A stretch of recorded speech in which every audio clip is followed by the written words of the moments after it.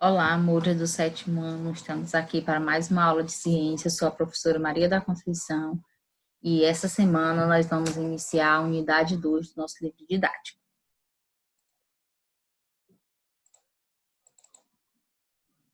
Vamos lá, aqui é a nossa apresentação. Como sempre, eu fiz uma apresentação mais sucinta possível, tá bom? E qualquer dúvida, vocês sabem que vocês vão poder me perguntar, me consultar, que eu estarei disponível para tirar as dúvidas de vocês, tá bom? Que são as páginas do blog que eu sempre coloco. Curtam a página, curtam e sigam no Facebook. Acessem o blog, já tem o conteúdo da aula para vocês tirarem dúvidas. E assistam a aula no canal, além de se inscrever, curtir e comentar. Compartilhem também com os colegas, porque alguns, né, ainda não viram, tá bom? Vamos à nossa aula de hoje. Que habilidades nós vamos desenvolver hoje? Vamos desenvolver, né, a habilidade 7 do ensino fundamental para o sétimo ano em ciências, que é o quê? Caracterizar os principais ecossistemas brasileiros quanto à paisagem, a quantidade de água, ao tipo de solo, a disponibilidade de luz solar e a temperatura, relacionando essas características à flora e à fauna específica. Nós vamos começar fazendo uma apresentação, né, do que é, na verdade, biodiversidade, que é a fauna e a flora, certo? Vamos lá? Unidade 2, seres vivos, biodiversidade, ambiente e saúde. O que nós vamos focar nessa primeira parte? Trouxe a primeira página do livro de vocês, onde mostra, né, uma grande variedade de seres vivos entre animais e plantas, que é o que representa a biodiversidade. Biodiversidade é a diversidade da vida. Nessa página também, pessoal, nós trazemos, né, o livro de vocês traz uma apresentação das diversas espécies já encontradas e catalogadas no Brasil, certo? É uma apresentação clara, né? Mostra todas as quantidades bem detalhadamente. Tia, mas nós não temos o livro, mas a tia fez a foto exatamente para isso. Nós temos um número exato de 116.087 espécies de animais descritas, certo? E de plantas, são 35.637 plantas. Em todos os grupos, tá certo? Logo em seguida, a próxima página do livro de vocês, ela traz o número de espécies ameaçadas de extinção. Não coloquei para vocês, porque eu achei que não ficaria muito legal, tá certo? Então, eu vou deixar esse aí como um trabalho para vocês. Da próxima aula, eu vou explicar, tá certo? Tema 1, classificação e nomenclatura dos seres vivos. Tia, nós vamos falar só sobre os seres vivos? Não. Na classificação e na nomenclatura, nós focamos, né, também todos os seres vivos, animais e plantas. Certo? A nomenclatura é a atribuição de nome, é o nome científico, certo? O nome científico é aceito em todas as línguas e cada nome aplica-se apenas a uma espécie. Há duas organizações internacionais que determinam as regras de nomenclatura. Uma para a zoologia, que é no caso dos animais, e outra para a botânica, que é no caso das plantas. Segundo as regras, o primeiro nome publicado, a partir do trabalho de Linneu, que a gente vai ver mais lá na frente, é o correto, a menos que a espécie em outro gênero. A reclassificação tem ocorrido com certa frequência desde o século XX. Nós temos a proposta de classificação dos seres vivos. Também é uma página do livro de vocês, que a tia fez a foto. E traz o quê? As propostas de classificação dos seres vivos. Diversas propostas já foram lançadas, né? Mas a mais aceita ultimamente é a de Robert H. Whittaker. Ele fez essa proposta, ele nasceu em 1920, faleceu em 1980. Ele propôs, né, com seus estudos, essa classificação dos animais em reinos, em 5 grandes reinos, certo? em 1969. Posteriormente, foi modificada pela bióloga estadunidense Lynn Margulis, né, em 2000, que ela nasceu em 1938 e morreu em 2011, e pela bióloga inglesa Carlene Schwartz, 1936. Essa ainda é viva, viu, pessoal? A Carlene, elas propuseram que os seres vivos poderiam ser classificados conforme mostra o esquema a seguir. Reino das bactérias, vou apontar com o mouse. Reino das bactérias, reino dos protistas, reino dos fungos, reino animal e reino vegetal. Não muito diferente do que o Linneu havia proposto, apenas houve algumas mudanças, porque antes os seres, bactérias e protozoários eram considerados do mesmo reino, mas houve uma mudança depois de Linneu, e agora eles já são bem separados distintamente, com características específicas, tá certo? Aí quais são essas características, né? Detalhe que a Margulis e a Carlene, elas destacaram que todos viemos de um ancestral comum, né? Antes das bactérias. E depois fomos nos desenvolvendo e aí viramos este emaranhado de seres, né? Reino animal, formado por seres vivos pluricelulares, quer dizer que tem muitas células. Eucariontes, que tem células verdadeiras, com núcleo delimitado por membrana, né, consideradas células verdadeiras, que não realizam fotossíntese e obtêm seu alimento por ingestão, inclui organismos como mamíferos, aves, insetos e peixes. Reino vegetal, formado por seres pluricelulares, eucariontes, que realizam fotossíntese nas plantas. Reino dos fungos, formado por seres unicelulares ou pluricelulares, eucariontes, que não realizam fotossíntese e obtêm o alimento por absorção. Protistas, formados por seres unicelulares ou pluricelulares, certo? Eucariontes, que podem ou não realizar fotossíntese. Por quê? Porque nesse grupo se incluem as algas, além dos protozoários. Reino das bactérias, formado por seres unicelulares e procariontes, são as bactérias e as arqueias. Nomenclatura dos seres vivos. O sistema atual identifica cada espécie por dois nomes em latim. O primeiro em letra maiúscula, que é o gênero, e o segundo em minúsculo, que é o epiteto específico. Os dois nomes juntos formam o nome da espécie. Os nomes científicos podem vir do nome do cientista que descreveu a espécie, de um nome popular desta, de uma característica que é presente, do lugar onde ocorre e outros. Por convenção internacional, o nome do gênero e da espécie é impresso em itálico, grifado ou em negrito. E o dos outros taxons, não. Esse subespécie tem um nome composto por 3 palavras. Vamos lá, nós temos exemplos de nomes científicos: canis familiares, canis lupus e felis catus. Que animais são esses? Cão doméstico, canis familiares, o canis lupus, que é o lobo, e o Felis catus, que é o gato doméstico, tá certo? Passei direto. Classificando os seres vivos. Até agora, cerca de 3 milhões de espécies foram identificadas no mundo, mas se supõe que existam cerca de 200 milhões de tipos diferentes de seres vivos em nosso planeta.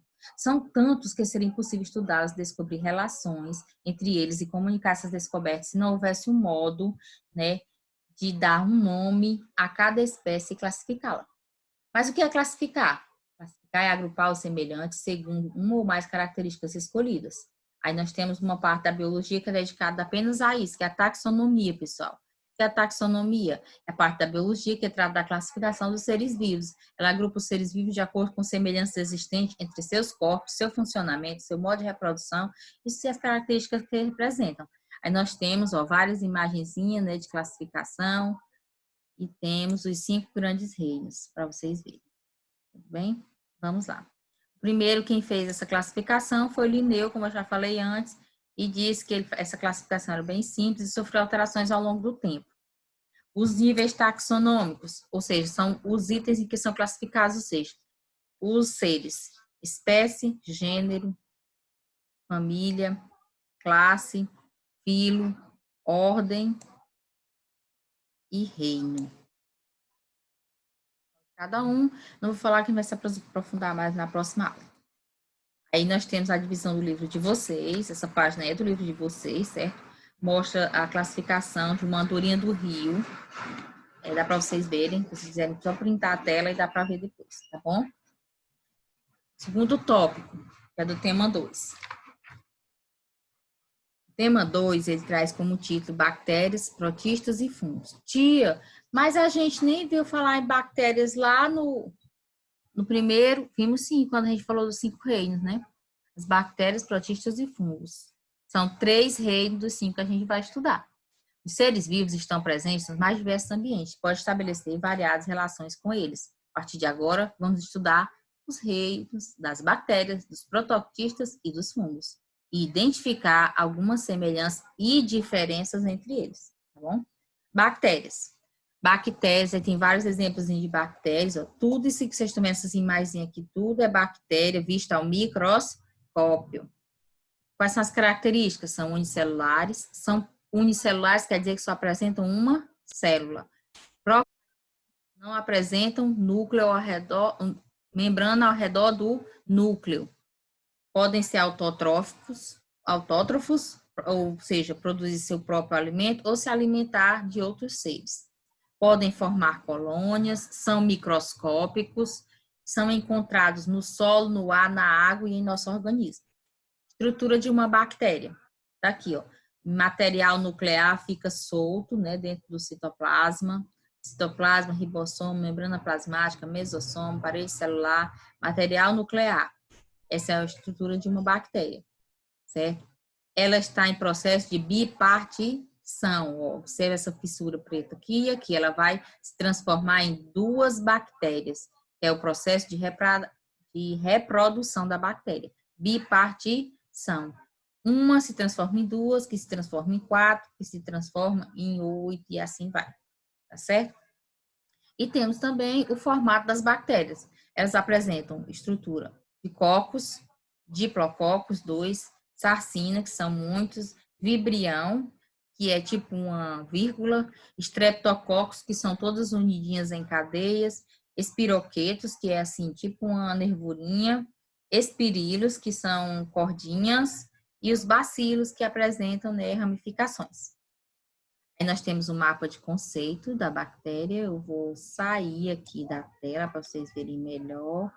Pronto, o mapa de bem detalhadozinho, o desenho da bactéria. Aí tem dizendo que elas são unicelulares, repetindo tudo aquilo lá. Procariontes, sem organelas membranosas e possuem ribossomos. É a única organela que ela apresenta, certo? A classificação delas em cocos, streptococcus, bacilos, estafilococcus, vibrião e espiroqueta. O domínio dela tem um domínio próprio, que é bactéria, só tem ela nesse domínio, certo? Aí nós temos elas de 2 tipos, as positivas e as negativas. As positivas são roxas, as negativas são vermelhas. Vamos aos protistas. O reino protista, né, é formado por 2 espécies diferentes. Os protozoários, que são eucariontes, unicelulares e heterótrofos. Já sabem o que são cada um, né? Eucariontes, que apresentam membrana envolvendo o núcleo. Unicelulares só apresentam uma célula e heterótrofos, que dependem de outros seres para se alimentar.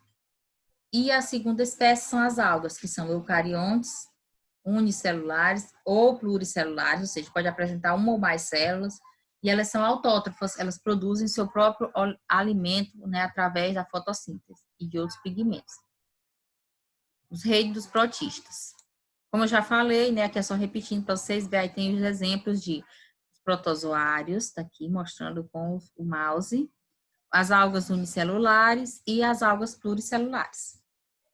Mais características: vivem em água doce ou na salgada, no solo, nos troncos das árvores ou dentro de outros seres vivos. Isso quer dizer que elas podem causar doenças, tá certo? Podem ser parasitas, vendo? Causam doenças. Ou de vida livre. Parasitas quando infestam outro organismo e de vida livre quando ficam no ar. Podem ser benéficos, como os que vivem no estômago de bois e vacas, e os que ajudam a digerir os alimentos. E podem ser, né, maléficos, que são os que sugam a energia dos seres. Podem ser heterótrofos, ou heterotróficos, né, como os protozoários, ou autótrofos, como as algas. Temos um mapa de conceito, mostrando o tipo de reprodução, ó, aqui. Reprodução pode ser assexuada, assexuada único C, por bipartição, né, se transforma em vários. Sexuado, quando eu tenho que ter dois seres, que é conjugação ou espirogenia. Osmorregulação, a água entra e a água sai, eles apresentam mais estruturas celulares, como vapor pulsátil, né? Eles podem ser, quanto à locomoção, podem ter risópodes para se movimentar, flagelos, cílios ou apicomplexos, que são, né, seres mais simples. Vamos aos fungos. Os fungos já foram classificados como vegetais e também como protistas. Atualmente são agrupados no reino Aparte, chamado reino Fungi. Este grupo inclui organismos diversos que vivem em quase todos os ambientes terrestres e apresentam uma grande variação de formas e tamanhos. Os fungos são organismos heterótrofos, ou seja, não produzem o próprio alimento, depende da ingestão de matéria orgânica viva ou morta para sobreviver. Isso quer dizer que eles podem se alimentar também de animais que já morreram. As espécies que se alimentam de matéria orgânica morta possuem um papel importante na decomposição de animais e vegetais e são chamadas de saprófagas.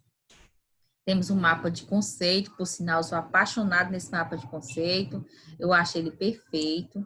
Ele retrata todas as características do fungo, sem deixar, né, nada de fora. Eu acho perfeito. Façam o print e guardem, aprendam a fazer. Eu estou aprendendo ainda, tá bom? Tem todas as características que eu já falei, com a diferença ele apresenta características, as associações de fungos, que são de dois tipos, mutualismo, né, que são dois organismos diferentes, as micorizas e os líquens. Tem outro mapa de conceito, que é mais clean, mais leve, para vocês verem. E agora vamos à atividade. Eu mandei um formato, nesse link aqui tem o mesmo formato, mas eu não vou exigir ele agora não, porque eu fiz questões abertas, tá bom? Então, vocês vão responder de acordo com a leitura do texto que eu vou mandar na atividade, do resumo, tá bom? Um cheiro, fiquem com Deus, se cuidem, vão nas redes sociais, deixa lá o comentário, a curtida de vocês, tá bom? E até a próxima aula.